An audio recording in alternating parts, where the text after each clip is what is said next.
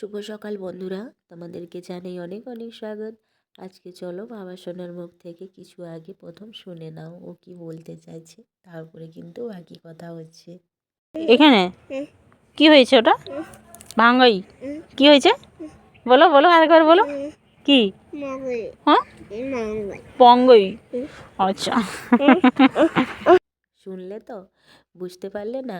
Actually কি হয়েছে, আজকে বাবা সোনার জন্মদিন উপলক্ষে আমরা বেরিয়ে পড়েছি একটু গুপ্তমণি মন্দির দর্শনের জন্য। তো গুপ্তমণিটা কোথায় পড়ছে আমি তোমাদেরকে পুরো বিস্তারিত বলবো। তো তার আগে বলে দিই ও কী বলছিল। তো ও বলছিল ওর চশমাটা ওর দিদি পরেছিল, তো ওর দিদির চশমাটাও ভেঙে দিয়েছে, তাই আর কি বলছে আমি ভেঙে দিয়েছি, ভাঙ্গি ভাঙ্গি করছে তাই। তো চলো গুপ্তমণির সম্পর্কে আমি বলছি। মা গুপ্তমণির মন্দিরে আমরা পৌঁছে গেছি। আর এখানে কিন্তু গুপ্তমণির মন্দিরে অনেক কিছু ঐতিহাসিক কথা রয়েছে, তার মধ্যে আমি যতটুকু জানি তোমাদেরকে অবশ্যই বলছি, শোনো। এই মন্দিরটির চারিপাশে দেখছো কত জঙ্গল জায়গা ছিল আগে, কিন্তু এখন এই যে হাইওয়ে রোড হয়ে গেছে। তো এই রোডের সাইডেই কিন্তু মায়ের মন্দিরটা পড়ে। আর আমরা গেছি বহরাগুড়া থেকে, তো গুপ্তমণি মায়ের দর্শন করার জন্য। এখানে ঝাড়গ্রাম থেকেও তোমরা আসলে প্রায় 25 কিলোমিটার মতন পড়বে হয়তো, আমি ঠিক বলতে পারছি না। তো এই যে দোকানে আমি সব কিছু মায়ের প্রসাদ নিয়ে নিব, কারণ আমার একটু মানত ছিল।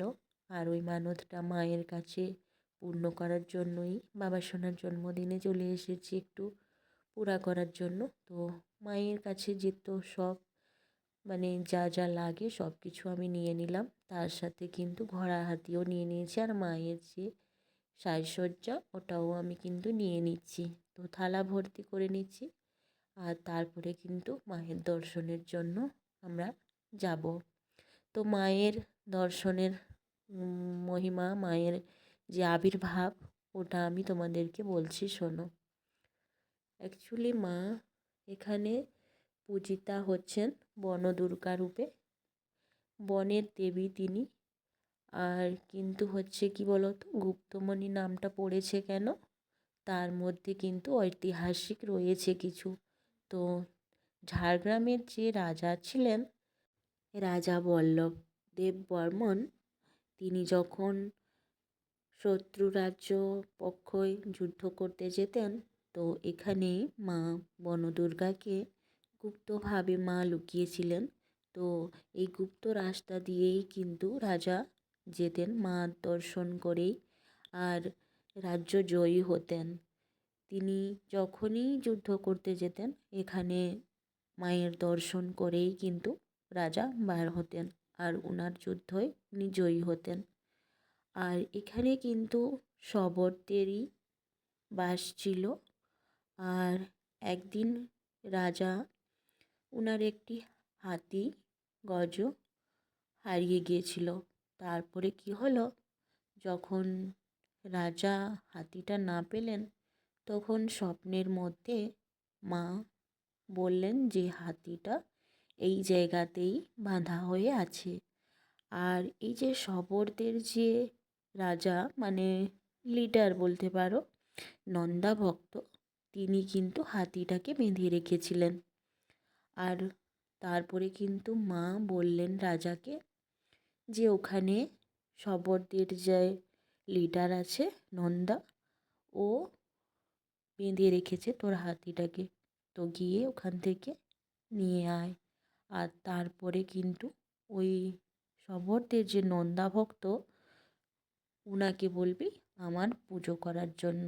এখানে কিন্তু আমি কোনো ব্রাহ্মণের থেকে পুজো নেব না, ওই শবরদের মধ্যে যে নন্দা ভক্ত ওনার কাছ থেকেই পূজা নেব। তো রাজা তারপরে হাতিটা আনার জন্য এই যে গুম্ফা ভিতরে এখানে যে মায়ের দর্শন করছো, ইনি যে পাথরের মূর্তি রূপে মা আবির্ভাব হয়েছিলেন এইখানে। তারপরে ওই লধা সম্প্রদায়ের যে নন্দা ভক্ত, তিনি কিন্তু মায়ের পুজো দেন। আর রাজাও এই লধাদের জন্য ওই শবরদের নন্দাভক্তকে পুজোর আদেশ দিলেন। আর তখন থেকেই কিন্তু এখানে লধা সম্প্রদায়ের লোকেরাই এখানে পুজো দেয়, কোনো ব্রাহ্মণরাই পুজো করেন না। আর এখানে বিশেষত্ব এই যে মোমবাতিটা দেখতে পাচ্ছ, এখানে মায়ের মন্দিরে কোনো প্রকারের লাইট থাকে না, মা পছন্দ করেন না। এখানে শুধু মোমবাতিই জ্বলে, কারণ এখানে 2 দিন 3 দিনের পর কিন্তু আর লাইটের কোনো কিছু অসুবিধে হয়ে যায়, এজন্য এখানে লাইট দেওয়া হয় না। আর ওই যে মাঝখানে যেটা দেখলে তোমরা, ওখানে কোনো কংক্রিট কিংবা কোনো কিছুও মানে ওখানে ঢালাই পড়েনি, শুধু মায়ের মন্দিরে এরকমের একটু মুখ চলা করা আছে।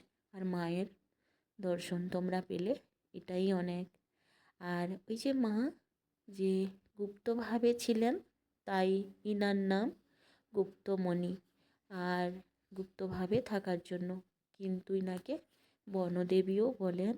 আর কিন্তু মা দেবী দুর্গা। আর এখানে দেখছো হাতি ঘোড়া, যারা যার মানসিক থাকে ওরা কিন্তু এখানে বেঁধে দেয় ওনার মানসিক পূরণের জন্য। মা কিন্তু খুব জাগ্রত। আর এই মায়ের দর্শন করো তোমরা আর আশীর্বাদ পাও, এটাই কামনা করি। মা সবাইকে সুস্থ রেখো, ভালো রেখো, তোমার ছত্রছায়াতে রাখো, এটাই কামনা করি। আর এই যে দেখো চারদিকে, আর বাবা সোনা কিন্তু এই যে হাতি ঘোড়া যেগুলো আছে ওগুলোকে নিয়েই কিন্তু ব্যস্ত। আর আমিও তোমাদেরকে মন্দিরের চতুর্পার্শ্ব ঘুরিয়ে দেখাচ্ছি। এই যে দেখো চারদিকে কিন্তু দোকান, সব কিছু ফলের ফুলের তোমরা সব কিছুই পেয়ে যাবে এখানে। তোমরা শুধু আসবে আর এখানেই কিন্তু সব কিছু তোমাদেরকে